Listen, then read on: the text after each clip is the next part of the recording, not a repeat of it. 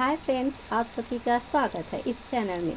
तो कल हमने संविधान के बारे में पढ़ा था। लुसेंट की मैं जीके सीरीज़ स्टार्ट की हूँ, उसमें हमने जो पॉलिटी और जो इंडियन कॉन्स्टिट्यूशन है उसका जो फर्स्ट पार्ट है उसको हमने कंप्लीट किया था, जिसमें कॉन्स्टिट्यूशन यानी संविधान के बारे में ओवरव्यू दिया गया था। आज हम यह देखेंगे कि जो हमारा संविधान है, जो भारत का संविधान है, आखिर ये इवॉल्व कैसे हुआ और इसका जो प्रोसेस था इवोल्यूशन का, क्या ये एक दिन में बना या फिर ये लंबे समय से बनी आ रही थी। तो आइए इसका आखिर न्यू कैसे पड़ा और ये कैसे कैसे स्टार्ट हुआ, इसको देखते हैं। तो हमारा जो इवोल्यूशन ऑफ कॉन्स्टिट्यूशन, ये हमारा जो कॉन्स्टिट्यूशन ऑफ इंडिया है इसका ये कवर है और जो बुक है उसका ये आउटर कवर है। तो आइए हम देखते हैं कि इसकी जो न्यू पड़ी, इसकी जो बेस थी, ये कहाँ से स्टार्ट हुई। तो जो 1857 की जो क्रांति हुई है, 1857 में जो फ्रीडम स्ट्रगल हुआ था, उसके पहले का हम लोग देखेंगे जो एडमिनिस्ट्रेटिव और जो लेजिस्लेटिव रिफॉर्म्स किए गए थे ब्रिटिशर्स के द्वारा, और उसके साथ ही हम देखेंगे जो आफ्टर जो 1857 है उसके बाद क्या क्या रिफॉर्म्स किए गए थे। तो हम देखते हैं कि जो 1757 है, 1757 में प्लासी का युद्ध हुआ था और उसके बाद फिर 1764 में बक्सर का युद्ध हुआ था। तो इस युद्ध के बाद अंग्रेज़ों को बंगाल वाले जो क्षेत्र है वहाँ पर टैक्स वसूलने का राइट मिल गया था और साथ ही साथ वहाँ उनका शासन स्टार्ट हो गया था। तो जैसा ही उनका शासन स्टार्ट हुआ उसके बाद फिर कुछ समय बाद ही 1773 में जो ब्रिटिश पार्लियामेंट है उनके द्वारा रेगुलेटिंग एक्ट पास किया गया इंडिया के लिए। तो ये जो बंगाल में जो उनका रूल चल रहा था, बॉम्बे, मद्रास, ये सब के लिए ये रूल स्टार्ट हुआ। तो ये जो एक्ट रेगुलेटिंग एक्ट 1773 है, इसमें उनके ऊपर रेगुलेट करने के लिए जो ईस्ट इंडिया कंपनी है उसको रेगुलेट करने के लिए लाया गया था। तो ऐसे ही हम देखते हैं कि आखिर जो लेजिस्लेटिव रिफॉर्म्स बिफोर 1857 है इसमें क्या क्या हुआ था। तो पहला जो ये एक्ट है ये रेगुलेटिंग एक्ट ऑफ 1773 है। इसके बाद आया था पिट्स इंडिया एक्ट आया था। ये पिट्स इंडिया एक्ट ये 1784 में आया था। उसके बाद जो नेक्स्ट है ये चार्टर एक्ट आया था। चार्टर एक्ट ये 1793 में आया था। फिर चार्टर एक्ट आया 1813 में, फिर चार्टर एक्ट आया 1833 में। उसके बाद हम देखते हैं कि ये चार्टर एक्ट 1853 है। इसी के बाद जो चार्टर एक्ट 1853 है, उसके बाद फिर 1857 में जो फ्रीडम स्ट्रगल हुआ था, जो स्वतंत्रता का संग्राम हुआ था 1857 में, आप सभी इसके बारे में जानते होंगे। तो इसके बाद जो रूल था, जो ईस्ट इंडिया कंपनी का जो रूल था उसको समाप्त कर दिया गया और जो ब्रिटिश क्राउन है, जो ब्रिटिश जो राजा है उसके हाथों में हमारी जो भारत है, इसका जो लेजिस्लेटिव एडमिनिस्ट्रेटिव है ये डायरेक्ट उनके कंट्रोल में चला गया था। तो 1857 के बाद फिर जो गवर्नमेंट ऑफ इंडिया एक्ट 1858 लाया गया, इसमें बड़े बड़े बदलाव किए गए। इसके साथ ही इंडियन काउंसिल एक्ट आया 1861 में, इंडियन काउंसिल एक्ट आया 1892 का, इंडियन काउंसिल एक्ट आया 1909 में, और ये जो इंडियन काउंसिल एक्ट 1909 है इसी को ही मॉर्ले मिंटो रिफॉर्म्स कहा जाता है।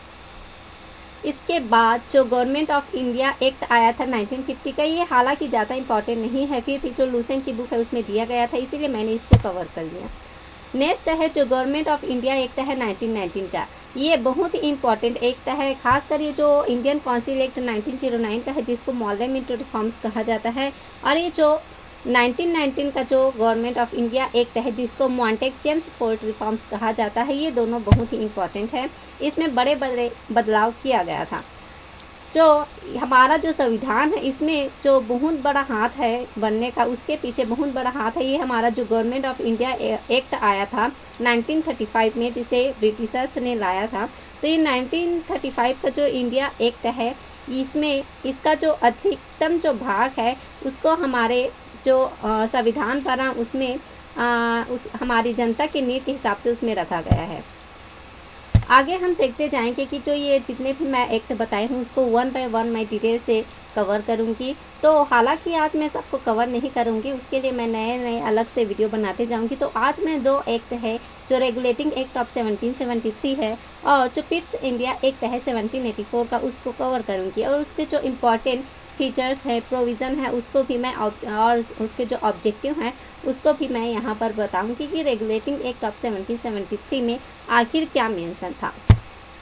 तो ये जो रेगुलेटिंग एक्ट ऑफ 1773 है ये किसके ऊपर बेस थी? तो ये बेस थी जो एक रिपोर्ट पेश की गई थी। ये रिपोर्ट है, ये जो ब्रिटिश प्राइम मिनिस्टर है लॉर्ड नॉर्थ, तो उनके द्वारा एक कमेटी हेड की गई थी और उन्हीं के कमेटी के द्वारा जो रिकमेंड करके जो रिपोर्ट तैयार की गई थी उसी पर ये बेस थी रेगुलेटिंग एक्ट ऑफ 1773। तो इस एक्ट में क्या दिया गया था? तो इस एक्ट के तहत जो गवर्नेंस था, जो ईस्ट इंडिया कंपनी का जो अब गवर्नेंस था, इसको ब्रिटिश जो पार्लियामेंट है उनके कंट्रोल में चला गया था। पहले जो ईस्ट इंडिया कंपनी है उनको वो यहाँ पर अपना फ्रीडम एंजॉय कर रहे थे, लेकिन अब क्या था उनका ये जो ईस्ट इंडिया कंपनी है इसका जो गवर्नेंस है ये पूरी तरीके से जो ब्रिटिश पार्लियामेंट है उसने अपने कब्जे में ले लिया था, अपने कंट्रोल में ले लिया था। और साथ ही साथ ये भी प्रोविज़न किया गया था कि जो बंगाल का जो गवर्नर था, बंगाल के गवर्नर को क्या बना दिया गया? गवर्नर जनरल बना दिया। जो 3 प्रेसिडेंसीज थे, कलकत्ता, बॉम्बे और मद्रास, तो ये तीनों जो प्रेसिडेंसीज है इनका जो मेन गवर्नर जनरल किसको बना दिया गया? ये बंगाल के गवर्नर को बना दिया गया और ये बंगाल के गवर्नर को अब बंगाल का गवर्नर जनरल कहा जाने लगा। तो ये गवर्नर जनरल ये पूरे जो जितने भी ब्रिटिश प्रांत थे उस टाइम के सारे के एक हेड हुआ करते थे जिसको गवर्नर जनरल कहा जाता था। हमारा ये जो नेक्स्ट है ये है जो फर्स्ट गवर्नर जनरल। यदि ये गवर्नर जनरल बना तो जो फर्स्ट गवर्नर जनरल आखिर कौन था? तो हमारा जो फर्स्ट गवर्नर जनरल था ये था वॉरेन हेस्टिंग को फर्स्ट गवर्नर जनरल ये बना था। और साथ ही साथ ये जो रेगुलेटिंग एक्ट ऑफ 1773 है इसमें सुप्रीम कोर्ट की स्थापना की भी बात की गई और एक सुप्रीम कोर्ट की स्थापना की गई। कहाँ पर की गई? तो कलकत्ता में की गई। कलकत्ता में सुप्रीम कोर्ट की स्थापना की गई। उसके साथ हम देखते हैं तो जो गवर्नर जनरल ऑफ बंगाल है उसको एक एक्स्ट्रा पावर दे दी गई। क्या पावर दे दी गई? जो एम्पावर किया गया उनको कि वो रूल बना सकते हैं, रेगुलेशन बना सकते हैं, साथ ही साथ ऑर्डिनेंस भी जारी कर सकते हैं। तो ये सारी शक्तियाँ ये गवर्नर जनरल थे उनको दे दी गई और ये जो गवर्नर जनरल है ये सारी शक्तियों का जो पालन है ये किसकी अनुमति से करेंगे? तो इनको कंसेंट लेना पड़ेगा सुप्रीम कोर्ट की। तो वो सुप्रीम कोर्ट के अनुरूप वो अपना रूल बना सकते थे, रेगुलेशन बना सकते थे और ऑर्डिनेंस भी बना सकते थे। जो हमारा नेक्स्ट है ये है पिट्स इंडिया एक्ट ऑफ 1784। तो ये पिट्स इंडिया एक्ट आखिर क्यों आया? जब इसके 10 साल पहले ही यानी 9 साल पहले ही 1773 में रेगुलेटिंग एक्ट आया था, तो आखिर इतनी ज़रूरत क्या पड़ी कि 9 साल बाद ही 1784 में पिट्स इंडिया एक्ट आ गया। तो ये जो पिट्स इंडिया एक्ट है ये जो रेगुलेटिंग एक्ट हमारा आया था 1773 में उसमें कुछ प्रोविज़न में इम्प्रूव करना चाह रहे थे। इसीलिए जो रेगुलेटिंग एक्ट 1773 है उसको इम्प्रूव करने के लिए ये 1784 का पिट्स इंडिया एक्ट आया था, जिसके तहत जो कंपनी का जो सिस्टम है और एडमिनिस्ट्रेशन है उसको एक बेटर डिसिप्लिन में लाना चाहते थे, इसीलिए ये एक्ट आया था। और इस एक्ट के तहत एक बोर्ड ऑफ कंट्रोलर जो 6 मेंबर हैं उनका गठन किया गया। तो ये बोर्ड ऑफ कंट्रोलर है ये गठन किया गया 6 मेंबर का। और ये कहाँ गठन किया गया? तो ये अमेरिका। ये हेड किसके द्वारा ये हेड किसके द्वारा होता था? तो ये बोर्ड ऑफ कंट्रोलर्स है, इनका जो हेड हुआ करता था ये मिनिस्टर हुआ करता था। कहाँ का? तो ब्रिटिश गवर्नमेंट में। ब्रिटिश जो गवर्नमेंट है वहाँ का कोई मिनिस्टर होता था जो इसको हेड करता था। और ये जो बोर्ड ऑफ कंट्रोलर है इसमें 6 मेंबर हुआ करते थे। तो ये जो बोर्ड ऑफ कंट्रोलर है इनको क्या दे दी गई? जो सारी रिस्पॉन्सिबिलिटी है जो ईस्ट इंडिया कंपनी की, जो यहाँ पर जो पॉलिटिकल रिस्पॉन्सिबिलिटी है भारत में, वो किसके अंडर में चला गया? बोर्ड ऑफ कंट्रोलर के।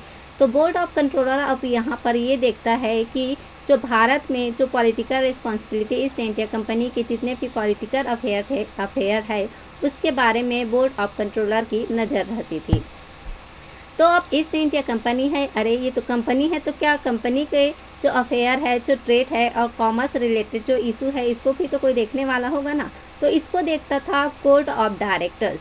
कोड ऑफ डायरेक्टर्स जो ईस्ट इंडिया कंपनी है उसका जो कोड ऑफ डायरेक्टर है ट्रेड और कॉमर्शियल इशू को देखता था, और जो बोर्ड ऑफ कंट्रोलर है ये पॉलिटिकल रिस्पॉन्सिबिलिटीज़, पॉलिटिकल जो अफेयर है उसके बारे में देखता था। तो यहाँ पर हम देखते हैं कि जो पॉलिटिकल है और ये जो कॉमर्स से रिलेटेड अफेयर है इसको सेपरेट कर दिया गया है। इसी को हम डुअल सिस्टम भी बोल सकते हैं। यहाँ पर ये डबल सिस्टम यहाँ पर फॉर्म हो गया था, जो पॉलिटिकल अफेयर को अलग और कॉमर्शियल अफेयर को अलग अलग डिफरेंट ये सेपरेट कर दिया गया था। साथ ही साथ ये जो गवर्नर जनरल है उनको कुछ एक्स्ट्रा पावर भी दी गई थी। तो ये एक्स्ट्रा पावर क्या थी? जो गवर्नर जनरल है इनको एम्पावर किया गया था कि कोई भी ये जो प्रोविंशियल जो गवर्नमेंट है यदि उनको वो डिसमिस कर सकते थे। साथ ही साथ जितने भी प्रोविंसेस थे उनको ये ऑर्डर दिया गया कि जो इंस्ट्रक्शन ऑफ जो सेंट्रल गवर्नमेंट है, जो गवर्नर जनरल का जो मेन जो गवर्नमेंट है उसको उनका जो भी इंस्ट्रक्शन है उसको प्रोविंसेस को फॉलो करना पड़ता था, और यदि फॉलो नहीं करने पर जो गवर्नर जनरल है उसको डिसमिस करने का अधिकार दे दिया गया था। तो इस तरह हमने आज रेगुलेटिंग एक्ट ऑफ 1773 और साथ ही साथ जो पिट्स इंडिया एक्ट ऑफ 1784 है इसको कवर किया। तो आज हम यहीं पर समाप्त करते हैं। हमारा जो अगला क्लास होगा उसमें हम इसी के जो संवैधानिक जो स्ट्रक्चर हमारा जो स्टार्ट हुआ था, ये जैसे जैसे एक्ट आते गया था उसके बारे में हम आगे डिटेल से पढ़ेंगे। तो आज के लिए यहीं पर हम समाप्त करते हैं। तो आप तो जानते ही हैं कि जो एजुकेशन होता है ये की ऑफ सक्सेस होता है। तो इस जो मैंने सीरीज़ स्टार्ट की है इसको आप अच्छे से देखिए, ध्यान से देखिए, और आपको ये बहुत ही मददगार होगी जितने भी कंपटीशन एग्ज़ाम है उसमें, जिसमें आपको शॉर्ट क्वेश्चन पूछे जाते हैं। तो मेरा इस चैनल को यदि आप पसंद करते हैं, आपको अच्छा लगा तो प्लीज़ लाइक करें, कमेंट करें, सब्सक्राइब करें और शेयर करना ना भूलें। Thank you so much.